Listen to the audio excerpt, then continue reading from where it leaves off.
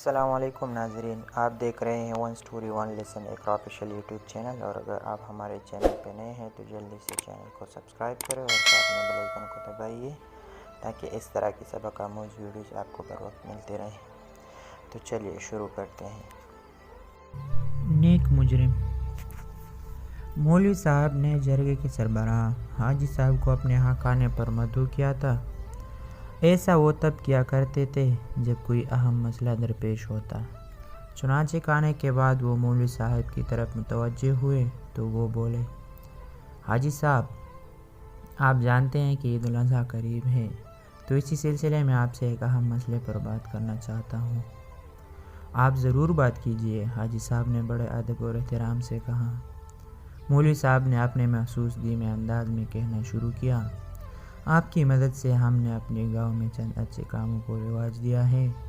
لوگوں کو جہیز دینے سے منع کیا، شادیاں سادگی سے کرنے کی طرف راغب کیا، گاؤں کی دکانوں سے سگریٹ اور تمباکو کی فروخت ختم کی، باہمی رضامندی سے سب نے نماز کی پابندی قبول کیا۔ اس سے ماحول بہت اچھا ہو گیا ہے، یہ سب آپ کی وجہ سے ہوا ہے۔ حاجی صاحب مسکرا کر بولے، ہم کب ان باتوں کو جانتے تھے؟ وہ دن بابرکت تھا جب آپ زخمی حالت میں گاؤں آئے تھے اور مولوی صاحب نے آپ کو پناہ دی اور کچھ عرصہ بعد اپنی بیٹی سے آپ کی شادی کر دی۔ آپ درست فرماتے ہیں مولوی صاحب، عقیدت بھرے انداز میں بولے۔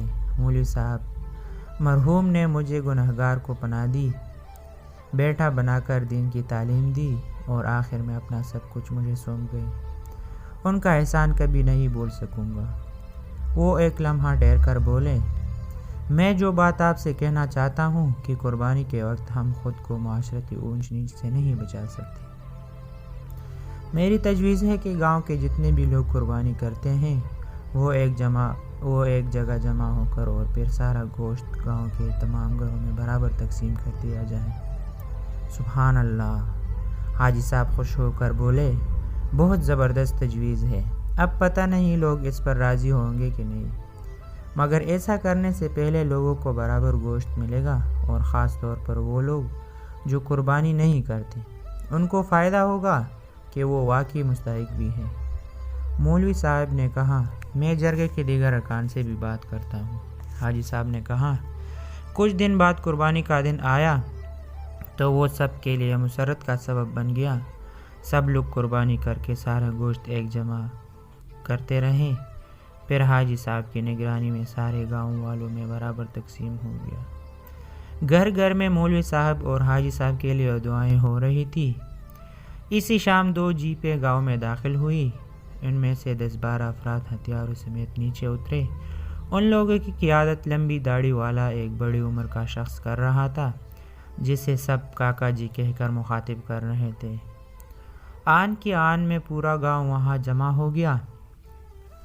حاجی صاحب جرگے کے ارکان کے ساتھ فوراً وہاں پہنچے۔ کاکا جی کی شخصیت خاصی رعبدار تھی۔ جب وہ بولے تو ان کی گونجدار آواز بہت دور تک پھیل گئی، گاؤں والوں، ہماری تم سے کوئی دشمنی نہیں، ہم کسی کو نقصان نہیں پہنچانا چاہتے، مگر کوئی راستے میں آیا تو وہ اپنے نفع نقصان کا خود ذمہ دار ہوگا۔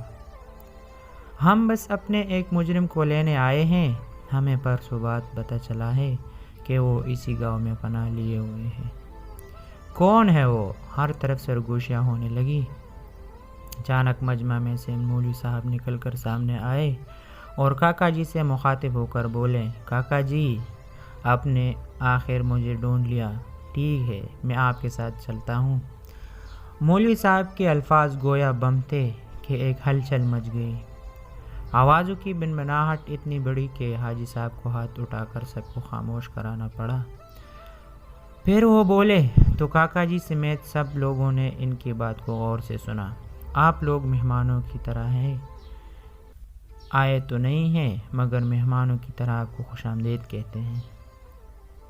سب سے پہلے ہم آپ کی خاطر تواضع کریں گے اور پھر جاننے کی کوشش کریں گے کہ آپ ہمارے سب سے معزز انسان کو کیوں اور کس جرم میں ساتھ لے جانا چاہتے ہیں۔ کاکا جی نے کچھ کہنے کی کوشش کی، مگر حاجی صاحب نے ان کو کچھ کہنے سے پہلے کسی کو حکم دیا کہ مہمانوں کے لیے مہمان خانہ کھول دیا جائے۔ باقی باتیں وہی ہوں گی۔ آخر مہمان خانے میں بات چیت ہوئی تو پتہ چلا کہ زمین کے ایک جھگڑے میں مولوی صاحب کو مطلوب تھے۔ اس دور میں مولوی صاحب نے غصے اور جوش میں اپنے چچا کے ساتھ مل کر اپنے پڑوسی کی زمین پر قبضہ کے لیے جھگڑا کیا اور پڑوسی کو شدید زخمی کر دیا تھا۔ پھر وہ خود بھی زخمی حالت میں فرار ہو گئے تھے۔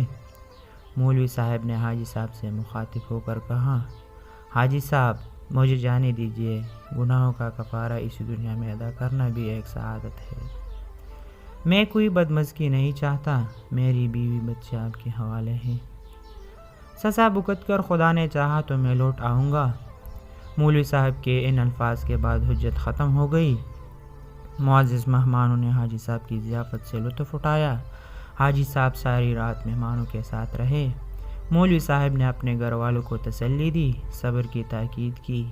فجر کی نماز سب نے ان کی امامت میں ادا کی اور پھر وہ کاکا جی کے ساتھ جانے کے لیے نکلے۔ پورا گاؤں افسردہ اور ان کی رخصت کرنے کے لیے جمع تھا۔ ہر کوئی ان کے لیے پریشان تھا، مگر خود مولوی صاحب کے چہرے پر اطمینان تھا۔ کاکا جی نے مجمع پر ایک نظر ڈالی اور بولے، لوگو، ہم جس مقصد کے لیے آئے تھے وہ پورا ہو گیا ہے۔ تمہارے مولوی صاحب ہمارے مجرم ہیں۔ ہم ان کو اپنے جرگے میں لے جا کر اپنی روایات کے مطابق فیصلہ کریں گے، مگر تم لوگوں کی جرت اور مہمان نوازی نے ہمارے دل جیت لیے۔ اور پھر مولوی صاحب نے جس طرح اس گاؤں کی خدمت کی اور تم لوگوں نے ان کا ساتھ دیا وہ بہت متاثر کن ہے۔ تو آپ سمجھ لو کہ ہم کسی مجرم کو نہیں لے جا رہے، نہ تم سے مولوی صاحب کو چھین رہے ہیں، بلکہ اب کفارے کا عمل شروع ہوگا۔ کفارہ؟ کاکا صاحب رکتے ہوئے حاجی صاحب نے کہا، ہاں کفارہ۔ کاکا جی بولے، میں اپنے جرگے کا سربراہ ہوں اور مولوی صاحب کی سزا معاف کرتا ہوں۔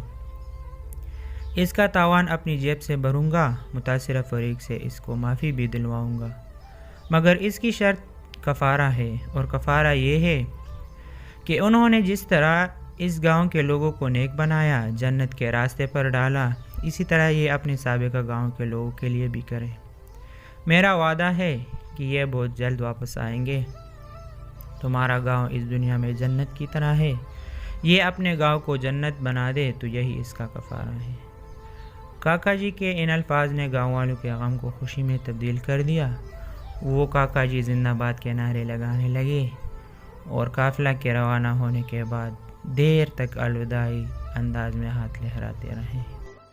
تو یہ تھی ناظرین آج کی کہانی۔ امید کرتے ہیں آپ سب کو اچھی لگی ہوگی۔ اپنے رائے کا اظہار کمنٹ باکس میں ضرور دیجیے گا۔ خدا حافظ۔